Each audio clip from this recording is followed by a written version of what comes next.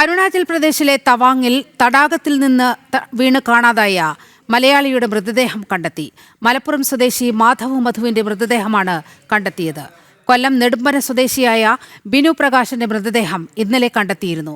ഗുവാഹത്തി വഴി അരുണാചലിലെത്തിയ 7 അംഗ വിനോദസഞ്ചാരികളുടെ സംഘത്തിൽ ഉൾപ്പെട്ടവരാണ് ഇരുവരും.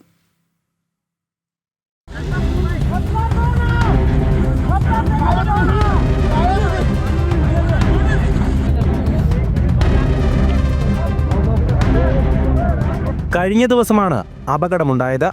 കൂട്ടത്തിലെ ഒരാൾ തണുത്തുറഞ്ഞ സേല തടാകത്തിൽ വീണു.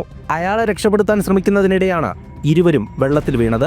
ആദ്യം വെള്ളത്തിൽ വീണയാൾ പിന്നീട് രക്ഷപ്പെടുകയും ചെയ്തു.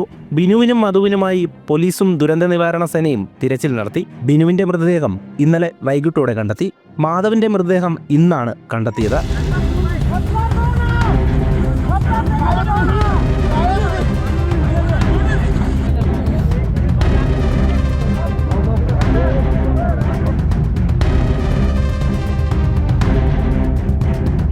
മോശം കാലാവസ്ഥയും വെളിച്ചക്കുറവും രക്ഷാപ്രവർത്തനത്തിന് വെല്ലുവിളിയായിരുന്നു. അരുണാചലിലെത്തിയ 7 അംഗ വിനോദസഞ്ചാര സംഘത്തിൽ 5 പേരാണ് രക്ഷപ്പെട്ടത്. മരിച്ച ഇരുവരുടെയും മൃതദേഹങ്ങൾ നടപടികൾ പൂർത്തിയാക്കി നാട്ടിലെത്തിക്കും. ജനം, കൊല്ലം.